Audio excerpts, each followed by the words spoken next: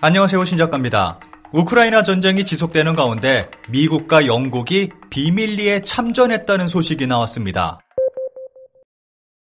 아직까지 일본 신문의 일면은 우크라이나 전쟁이 차지하고 있습니다. 일본의 모든 뉴스는 우크라이나로 집중되고 있습니다. 그러면서 일본에서 힘이 실리고 있는 것이 개헌이고 뒤틀린 애국심이 눈을 들고 있습니다.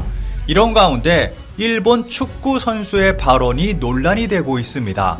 29일 일본 사이타마 스타디움에서 일본과 베트남의 월드컵 예선 경기가 열렸습니다. 경기는 무승부로 끝이 났고 일본은 난리가 났습니다. 일본 팀에게는 일본에서 열리는 홈 경기였고 상대는 베트남이었음에도 불구하고 무승부로 끝난 것입니다. 현재 일본 인터넷은 감독 경질 문제로 불타고 있습니다. 베트남을 상대로도 이기지 못하는 감독에 대한 자질 문제가 불거진 것입니다. 경기가 끝나자마자 야후재팬에는 모리야스 감독을 지지하는가에 대한 설문이 올라왔습니다. 설문이 올라오자마자 굉장히 많은 사람들이 참여하고 있습니다.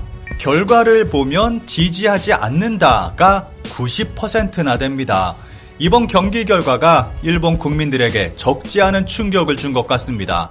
관련 기사가 쏟아지고 있는 가운데 일본 네티즌들의 반응은 냉담하기만 합니다. 이번 경기는 모리야스 감독의 문제점을 가장 많이 드러냈다고 생각한다. 지금까지 멤버 고정은 어떤 의미로 어쩔 수 없는 측면도 있었지만 이와 같이 이번에는 한 번에 많이 바꾸는 것은 팀 연계가 가능하지 않게 되어버린다. 고정 멤버 안에 퍼즐을 맞추기 위해 지금까지 한두 명을 넣어 팀의 연계에 녹아내는 그런 방법을 쌓아갈 수밖에 없다. 멤버의 바리에이션을 확실히 만들어내는 것은 무리가 있다고 생각했다. 2위 유지가 가능해서 평소 나오지 않는 선수를 출전시켜 좋았다고 경기 후에 인터뷰에서도 말했는데 그것은 너무 안이했다고 생각한다. 1위를 확실히 하는 것을 생각한 후에 해야 했다고 생각한다. 이렇게 일본의 망신으로 끝난 경기에서 일본 선수의 망언이 이어졌습니다. 일본 남자 축구 대표팀을 이끌고 있는 요시다 마야가 경기가 끝나고 난 후 국제사회에 전쟁 중단을 호소하는 발언을 했고 이 발언은 논란을 불러오고 있습니다. 요시다는 베트남과 경기가 끝나고 스탠드 마이크를 잡은 뒤 하루빨리 전쟁 없는 평화로운 세계가 오기를 진심으로 바란다 라는 발언에 이어 세계 다른 나라에서 전쟁으로 힘들어하는 사람들이 많다라며 평화로운 상황에서 좋아하는 축구를 내 나라를 대표해 뛸 수 있어 마음으로 감사하다고 말했습니다. 이어서 하루빨리 전쟁 없는 평화로운 세계가 오기를 진심으로 바란다며 세계에서 유일한 피폭국으로서 전쟁의 무서움을 누구보다 이해하고 있는 나라로서 우리 일본인이 더 목소리를 키워 세계에 호소해야 한다고 난 생각한다고 말했습니다. 요시다의 발언에 관중 44,600명이 몰린 사이타마 스타디움 관중석에선 큰 박수갈채가 나왔습니다. 요시다의 발언은 전형적인 일본의 피해자 의식이 발동한 것으로 볼 수 있습니다. 일본은 피폭을 이야기하기 전 자신들의 전쟁 범죄를 말해야 하고 그것을 반성해야 합니다. 그런데 자신들의 행위는 금기시하며 피해만을 강조하고 있습니다. 이번 우크라이나 전쟁을 통해서도 일본은 자신들이 피해자라고 전 세계에 주장하고 있습니다. 지난 영상에서는 병력 부족으로 황당한 방법으로 예비군을 모으고 있는 러시아 상황을 전해드렸습니다. 그런데 반대로 우크라이나의 경우 입대 지원자가 너무 많아서 받지 못하는 상황이 벌어지고 있고 심지어는 입대를 위해 뇌물까지 주고 있다는 소식이 전해졌습니다. 병사들의 사기가 이렇게까지 차이가 난다면 전세에도 크게 영향을 끼칠 것으로 보입니다. 세르의 키슬리치아 유엔 주재 우크라이나 대사는 29일 유엔 안전보장이사회에서 우크라이나를 침공한 러시아군에 대한 무장 해제가 잘 진행되고 있다고 발언했습니다.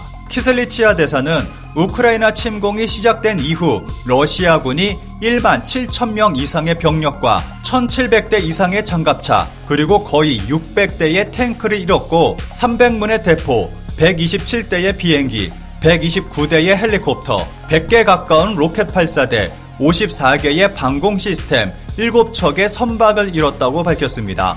확실한 것은 전세가 러시아의 유리한 쪽으로 흘러가지 않고 있다는 것입니다. 그래서인지 러시아는 젤렌스키 우크라이나 대통령 암살단을 보냈고 전원 체포당하는 일도 발생했습니다.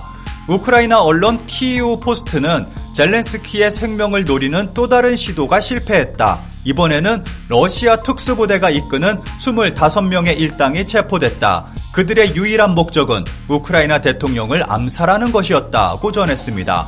우크라이나 정부는 전쟁 발발 이후 젤렌스키가 여러 번 암살 시도를 겪었지만 무사히 살아남았으며 조국을 위해 끈질기게 저항하고 있다고 밝혔습니다. 그런데 러시아는 반대의 상황을 맞이하고 있습니다. 전쟁 이후 러시아의 장군들은 전례 없는 죽음을 맞이하고 있습니다. 러시아군은 우크라이나 침공 이후 장군 7명을 잃었고 이것은 전례 없이 많은 장군 전사 기록입니다. 이렇게 러시아가 고전하는 이유가 있다는 분석이 나오고 있습니다. 바로 미국과 영국의 참전입니다. 미국과 영국이 비밀리에 우크라이나 전쟁에 참전했다는 소식이 나왔습니다. 푸틴 대통령의 대오산 미영 최강 특수부대가 우크라이나 침공 전부터 현지 잔입해 암약. 미국과 영국 특수부대가 이미 우크라이나에서 활동하고 있다는 일본 주간 겐다이의 보도입니다. 기사 내용을 짧게 살펴보겠습니다. 또 다른 오산이 영미 특수부대의 암약이다. 우크라이나 국내에는 미국 육군 특수부대 델타포스와 2011년 알카에다 지도자 오사마 빈 라덴의 사살에 주목받은 미 해군 특수부대 네이비실이 잔입해 있는 것으로 보인다. 또 세계 최강이라 불리는 영국 육군 특수 공정부대 SAS도 현지에 파견됐다고 한다. 일설에는 SAS 대원 1명이 한 개 중대 200명에 해당하는 전력을 가진 것으로 알려졌다. 그야말로 일기당천의 정예부대다.